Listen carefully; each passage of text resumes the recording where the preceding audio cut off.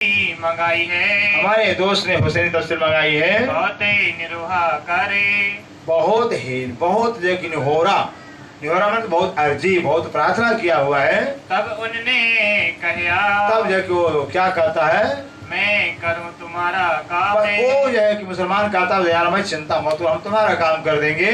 तब सुने हाजिर करी, बस तफसीर हुसैनी उस अपने दोस्त से लेकर दयारामाई जी को दे देते हैं।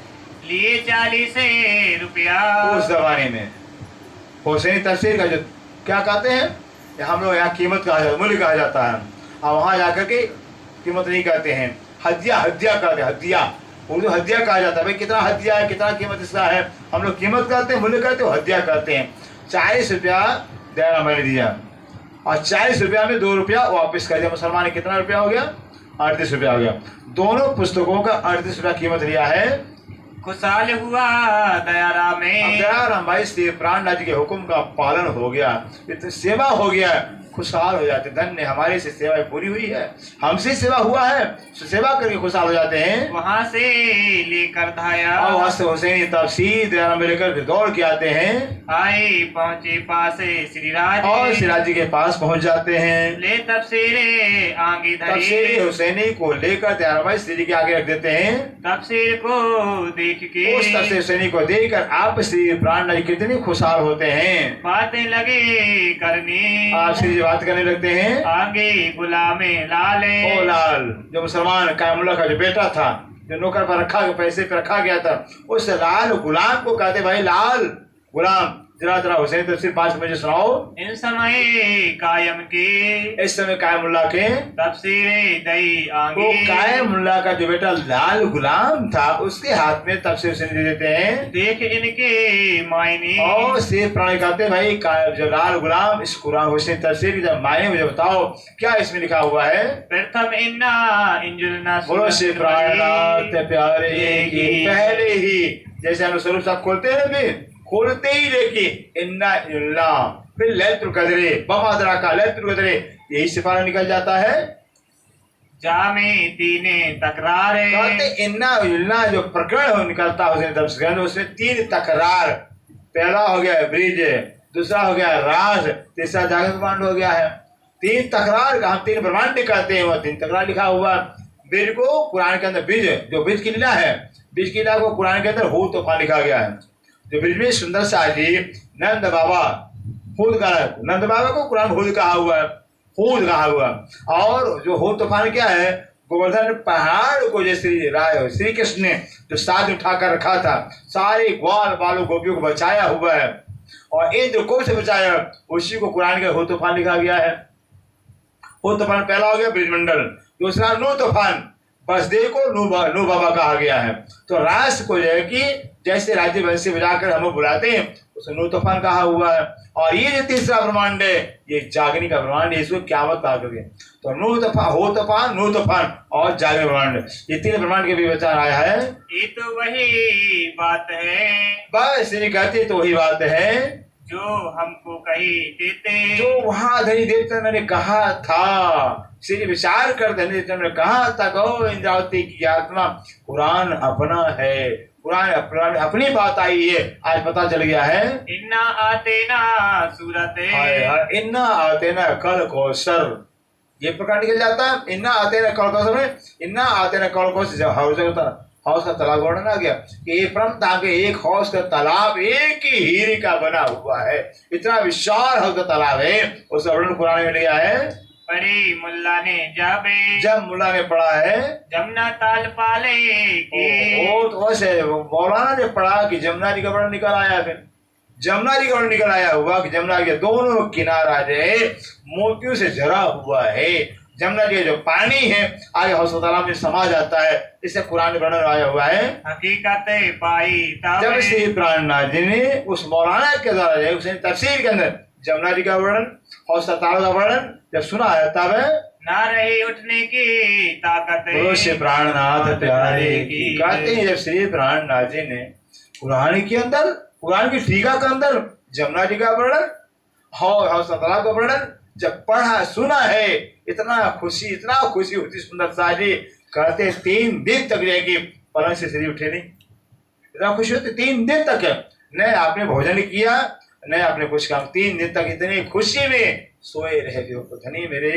इतना आपका लाड़ गजब का लाड़ है, आपका गजब का प्यार है।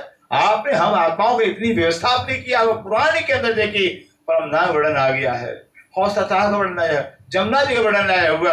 जमुना जी का वर्णन कुरान में देख करके श्री खुशहाल हो जाते हैं। सुनी सुकने तफसीर में, और कहते तफसीर हुसैनी के अंदर परम धाम का सुनकर श्री जी का दिल खुशहाल हो जाता है। कलाम रब्बानी जब, कलाम रब्बानी कहते, कलाम रब्बानी रब का कलाम, रब की वाणी, रब का ज्ञान जो है कि जब तफसीर हुसैनी में सुनते हैं साथ आगे बैठ के। अब सब सुंदर सा 3 दिन के बाद चौथे दिन से प्राणी उठते हैं, फिर पलंग से उठे ही नहीं, फिर इतना खुशहाल हो जाते। चौथे दिन सुंदर सा से बताते हैं हुई खुशहाली साथ में। श्री कहते हैं हे सुंदर सा जी, देखो तो राज्य का लाड़, राज्य का प्यार तो देखो।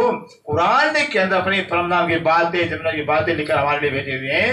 ये तो मोमिनो वारसी कहते हैं श्री कह रहे हैं जो कुरान के वारसी कौन है भाई? मोमिन हैं। जैसे बाप के बेटे का धन, बाप के धन का बेटा वारिसदार होता है, कन्या होती है किसी का कन्या जो है कि ठीक है माता पिता पालन करते हैं अमानत के रूप में भी, लेकिन वारिसदार कोई और होता है, कन्या का वाता है और शादी करके लेकर जाता है। ऐसे जो कुरान है, कुरान के वारिसदार मोमिन है। भले मुसलमानों के हाथ में कुरान रखा हुआ है लेकिन उसके वारिसदार हिंदू मोमिन कहलाते हैं। जाके हके पकड़े हाथ, इन मोमिनों का हाथ राज्य ने पकड़ा हुआ है, राज्य ने पकड़ा हुआ है। उन मोमिनों का जो है कुरान जो है कि किताब है, कुरान हमारा जो है कि पत्र है। पाती लिखी उदयपुर को, अब यहीं से दिल्ली बैठे बैठे उदयपुर सुंदर पत्र लिखते हैं श्री जी महाराज। और साथे सबने, जहाँ जहाँ सुंदर साथ थे वहाँ पत्र लिखा जाता है सुंदर साथ। हम आज तक सोचते थे कुरान हमारा नहीं मुसलमानों का है, उसे तो हमारा मुसलमानों का है। कुरान अपना है, कुरान अपने घर की बात आई है, कुरान के अंदर जो कि हमारे घर की साक्षी आई है। भी मोहम्मद सब लाने वाले कुरान के हमारे निवास लाए हैं। तुम ठोरे ठोरे पहुंचाई, और पत्र लिखा जाता है कि जिसको ये पत्र मिले आगे सुंदर दूसरे सुंदर पत्र दे देवे। जो कोई साथे सैयने, जो कोई सुंदर साथ ब्रह्मचर्य जगत संसार में इनको पता तो चल जाए कि राजन मोहम्मद साहब के द्वारा जो कि कुरान के रूप में संदेश भेजा हुआ है। सुनियो भी में मुकुंद जी पत्र है, ये पत्र है कहते हैं सुनिए भीम मुकुंद। भीम और मुकुंद सूरत के रहने वाले हैं, उनको कह रहे हैं सुनिए भीम मुकुंद जी। उद्धव केशव श्याम है, उद्धव है, उद्धव भट्ट है, केशव भट्ट है, श्याम बड़े बड़े विद्वान है सूरत के। हम पाती पड़े मोहम्मद श्री की, प्राणा जी कहते हैं अरे उद्धव है, केशव भट्ट, श्याम भट्ट, हमने मोहम्मद का पत्र कुरान का पढ़ा हुआ है। सबे पाई हकीकत धाम है, जो मोहम्मद साहब कुरान पाक लेकर आए हुए हैं उस कुरान की टीका हमने पढ़ा हुआ है। उस कुरान की टीका के अंदर देखिए परम नाम की सारी हकीकत आई है, परम नाम सारा वर्णन आया हुआ है। अपने घर की इशारतें, और कहते हैं श्री प्राण कहते हैं अरे भाई उद्धव भट्ट, श्याम भट्ट, भीम भट्ट, अपने घर की बात सारी इशारतें कुरान में आई हुई है। और ना समझे कोई, कौन समझेगा भाई? जिसका पत्र वही तो समझेगा, पत्र लिखने वाला समझे या जिसको लिखा गया पत्र, तीसरा क्या समझेगा?